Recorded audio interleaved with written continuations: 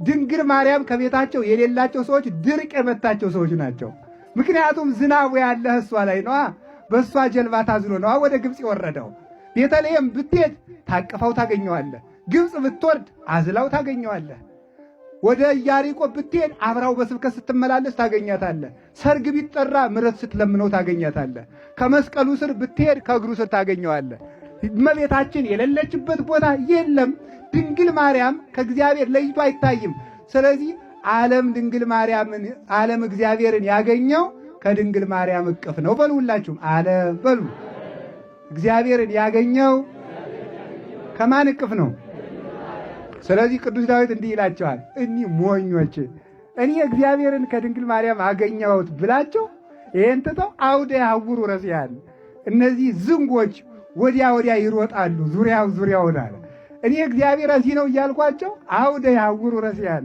ዝንጎች፣ ሰነፎች፣ ልብ የለሾች ወዛልወ ልብ ኢይሌብዎ ለዝንቱ አይምሮ የሌለው ልብ የለሽ መናፍቅ ክርስቶስ ከድንግል ማርያም እቅፍ ላይ እንዳለ አያውቀው አያስተውለው። ሰብአ ሰገል እኮ አንተ 2 ዓመት ደክሞ መጥተው እኮ ያገኙት ከድንግል ማርያም ነው። እጅል ድንግል ማርያም ክርስቶስን ትጋርዳለች ይላል። ትገልጣለች እንጂ እንዴት ነው የምትጋርደው? ታቅፋ እያሳየቻቸው አይደለም እንዴ? ገቡ እኮ ገብተው ሲገቡ እኮ አገኙት ማለት ነው። በእናቱ ስግደት አቀረቡለት። እናቱ እንደታቀፈች ነው ስግደት ያቀረቡ። ያን ጊዜ የቅዱስ ዳዊት ትንቢት ተፈጸመ። ለከ ይደሉ ስብሐት በጽዮን ወለከ ይትፌኖ ጸሎት በኢየሩሳሌም ስማ እግዚኦ ጸሎተ ኩሉ ዘሥጋ ዘመጽሐቤከ ወኃጢአተ ንስሐ አንተ ትሰሪ ለነ። ስለዚህ የዛ ጊዜ ምን እንላታለን? ማርያም ማለት ምሳሌ ወምስጋድ ወምስትስራይ ኃጢአት። ማርያም ማለት ስሬት የሚገኝባት የታቦቱ የስሬት መክደኛ አካላዊ ቃል በልቡናዋ የተጻፈባት እግዚአብሔር የተገኘባት ሰላምን ያወረደች እግዚአብሔርና ፍጥረት የተገናኙባት እመቤታችን ናትና የጠፋው ሰው እግዚአብሔር ማግኘት የሚፈልሰው ወደ ድንግል ማርያም ይምጣ። እግዚአብሔርን ያገኘንባት እውነተኛይቱ መቅደስ ለድንግል ማርያም ክብር ምስጋና ይግባል። አሁን እዚህ ላይ ተፈጸመ ተስፋ አበው በማርያም ድንግል። አሁን እዚህ ላይ እናርፋለን ማለት ነው። በሉ ተፈጸመ በሉ።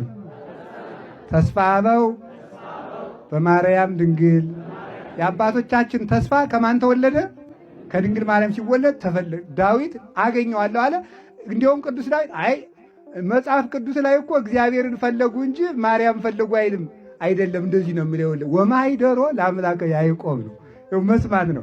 የያዕቆብን ማደሪያ ፍለጋ ነው ያለ ቅዱስ ዳዊት። የያዕቆብ አምላክ ማደሪያ ማናት? ድንግል ማርያም ናት። ዳዊት የፈለገ የያዕቆብን አምላክ ብቻ ሳይሆን የያዕቆብን አምላክ ማደሪያ ጭምር ነው።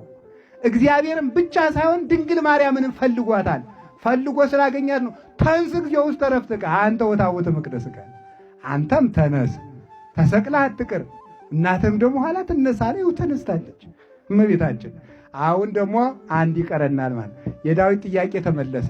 ቅድም ምስባክ ላይ እንግዲህ አለ ወረከብና ውስጠው መገዳም በጫካ በቤተልሔም ተወልዶ ጫካ ድንቁርናው የአይሁድ ፍሬ የሌለበት ጫካ በዚያ ተወልዶ አገኘ ነው። ስላገኘ ነው እንከሰን በው ውስጥ አብያት ይሁን እግዚአብሔር አግኝተ ነው የለ እንግዲህ ማንገባለን ገብተንሳ ወንሰግድ ውስተ መቃን ሀበቆ መግረ እግዚእነ። ስለዚህ ጌታችን ኢየሱስ ክርስቶስ በገባበት ማኅፀን ወደ እመቤታችን ሄደን እንሰግዳለን። ስገዱ እንጂ እንደ ፖሉ ዝም ብላችሁ ቁማችሁ። አዎ ለእግዚአብሔር እኮ ነው የምንሰግደው።